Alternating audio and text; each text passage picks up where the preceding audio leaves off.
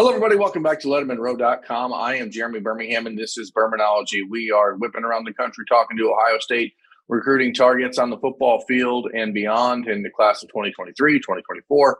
And today we're talking to the country's top-ranked player in the class of 2024, quarterback Dylan Raiola, who is now at Chandler High School in Chandler, Arizona, after spending the first 2 years of his high school career at Burleson in Texas. Dylan made his second visit to Ohio State over the weekend, and as a player that really has become a hot target and big-time priority for Ohio State in the last few months. I wanted to talk to him about his relationship with Ryan Day and Corey Dennis, what this weekend's trip to Columbus really showed him and his family about the Buckeyes program, and more. So let's get to it. Dylan Raiola is here, the country's #1 ranked prospect, according to On3Sports.com. Dylan, let's just talk about that first, because 6 months ago when you made your first visit to Ohio State, I think it was still a little bit like people weren't sure where your recruitment could go. And now here we are 6 months later, you're the #1 player in the country. How does that feel just for you to be recognized that way? Yeah, it's an honor, but at the end of the day, it just means more work to be done. And I'm just excited, to be #1 player. It's exciting, but my goal is to be the #1 teammate, #1 son, and just #1 in everything I do. So, I just got to keep working and win a couple state championships while I'm at Chandler. If we can, let's talk about that decision to move from Burleson, Texas to Chandler. Chandler is one of the country's biggest football programs, a powerhouse out there on the West Coast. How tough has this adjustment been for you in the last couple months since you got there? And is it hard winning over new teammates when you come in as the #1 player in the country? People have high expectations of you, right? Yeah, I think that's going to be natural. But for me, I just rely on my training and my work. So I know that I got great people in my family. He's my uncle, but he's also my quarterback coach, Coach Drew Stanton.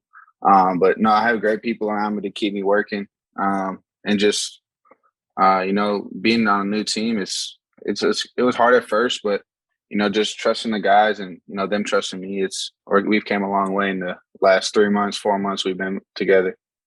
Your family making that move with you, they've been on the road with you, seeing some of these colleges that you visited. The last couple of weeks you've been at USC, Clemson, Ohio State.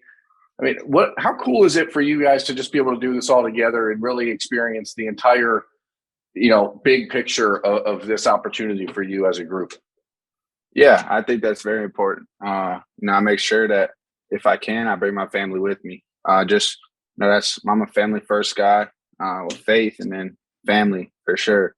I just want to be able to show my mom, show my dad everywhere. I want them to be comfortable with they're letting their son off to go. And also my brother's in 8th grade, going to be a freshman. So, he's looked up to a lot of schools, a lot of people. And just for him being able to, go to these visits and, meet people, it feels good to just see him happy, meeting coaches, meeting people. I'm very happy that my whole family gets to be on this journey with me. I know that one of the key things for this weekend's visit to Ohio State was to get your mom to Columbus so she could get a sense of Ryan Day, of Corey Dennis, of the program there, because she did not make the trip in October.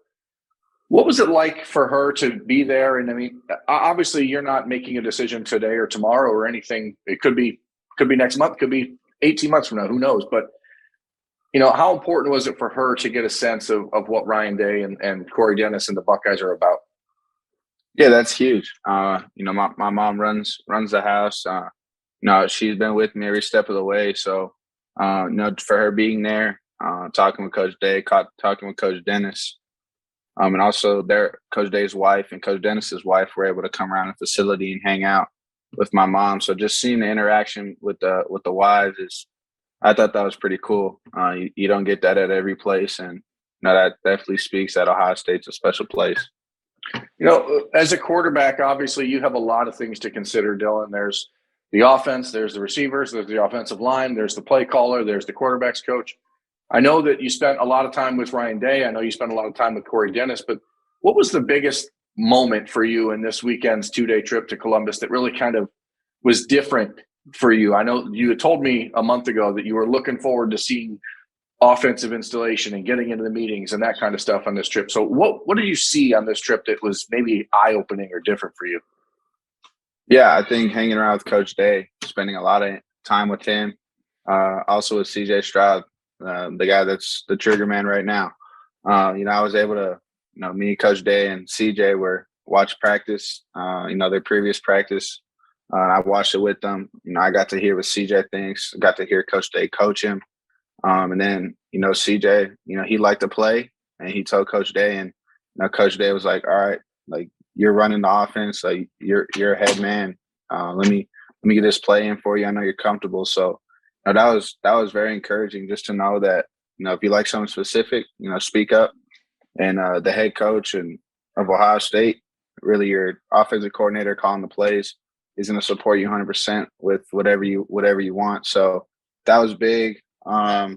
Just seeing the way they install things, seeing how fast the quarterbacks answer questions, and just overall seeing the whole offense as a whole. It's pro style that fits me. I think that's the kind of quarterback I am, pro style. And just seeing how their plays develop from scouting to putting a play together, and then actually repping in practice, and then seeing it happen in the game. Just they showed me one development of the play, and that was pretty impressive. Just the way Coach Day thinks and the way they get to their plays. Did you get time alone with CJ Stroud to pick his brain a little bit about Ryan Day, about Corey Dennis, and how he has developed in the last 2 years under those guys? I didn't get off the field time, but while we were on the field at practice, I got to talk to him for about 5 minutes in between each drill. He's a really cool guy. Ohio State has a bunch of great people in that building, and I think that's what makes Ohio State them. They don't got to sell their program. They open the gates, and their program is what it is. And I love the program, and hearing it from players, it means a little more than the coaches. Just because the coaches can say as much as they want, but when you hear it from the players, it just means a little bit more. As you watch that group of receivers, I mean, we were there in the building, fortunately, on Saturday for Student Appreciation Day and getting a chance to see it. And even you notice like the 7th, 8th receivers who are walk-on players are making incredible catches all over the field. Like, is it shocking to you to see that level of talent up close and personal? And even for you as the number one player in the country, does it sort of teach you a lesson about how much better you can still get and the work that has to go into what is coming for you? Yeah, that was the receivers they got's impressive. For me, it was impressive, but to the coaches at Ohio State, that's every day. And when I heard it's every day, I'm like, man, you get dudes, and Coach Dennis, so you take all the pressure off of you, and you just get the best dudes, get it in their hands, and let them make plays. So Coach Hartline, Coach Dennis, Coach Day, they all work together. They're all really smart minds, young minds, so they'll be around the game for a while. And just seeing the receivers that they even brought in, recruits wise, like the 23s. I think there's a 24 there. So just hanging around the recruits and what they do with receivers is pretty special. I know that your father's originally from Hawaii and played football at Nebraska. Then he played in Detroit for a handful of years with the Lions. And seeing you guys, it seemed like you were very comfortable in the Midwest on this trip. It seemed like a place that you guys just, I don't know, fit in. And that's my perception. I could be wrong. Who knows? Maybe in your head, you're saying I'm crazy. I don't know. But, what is it now that you start to really pick apart each school that you're looking at, Dylan? And how do you break down the list from here as to whenever a decision gets made? Yeah, I think the big part is, the family environment, and the culture that the head coach sets. And, in the world we live in, coaches changing, coaches going places. I feel like Ohio State is a solid school where Coach Day he's not going anywhere. Coach Dennis, I don't think he's going anywhere. So just having that peace of mind, knowing that they're not going to go anywhere. Speaking of USC, Coach Riley's not going to be going anywhere. So those are just a few of the options. I'm not narrowing anything down yet, but sure, just the schools that I'm looking at a little harder than others. But no, yeah, I think it's the family environment, the culture, and then obviously academics is big. I want to be able to graduate in 3.5 years. If it so happens to be I play 3 years and move on to the next level. But academics is a big piece. Develop me as a person off the field, and then football, of course. The system. If I fit in with that system, fit in with the coaching style, the coaching staff. So it all comes together to make one big decision. And it's gonna be a hard decision, but I have great people around me supporting me to make the best decision for me.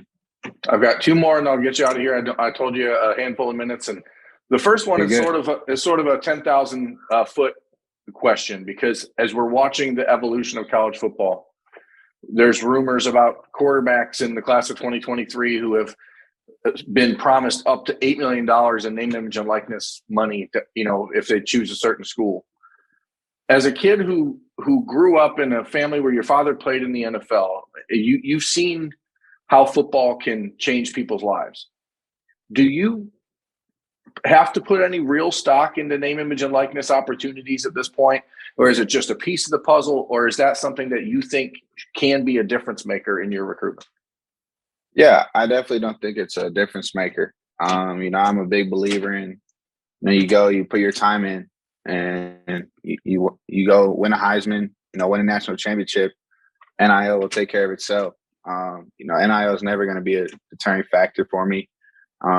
It's about playing ball, not about the money, in my opinion. So, NIL is a great piece to college football now, but that's definitely not something that I'm going to go to a school just because of the money or just because of what they're handing out. It's the kind of people around the facility and what people fill up the facility. I mean, is that a lesson kind of from your father, like long money versus short money? I mean, is that part of the discussion for you guys? It's not really discussion. I think it's just, you don't want to go to a place for money, and what happens if the money goes away? Then you got nothing, and you go to a place just for money. And I just think if you go to a place where you're comfortable to play ball and win a national championship and win the Heisman and hopefully get drafted first round, NIL and everything will take care of itself. I know you're going to Nebraska for their spring game this coming weekend. Again, that's your father's alma mater. It's a big visit for you to get back to Lincoln.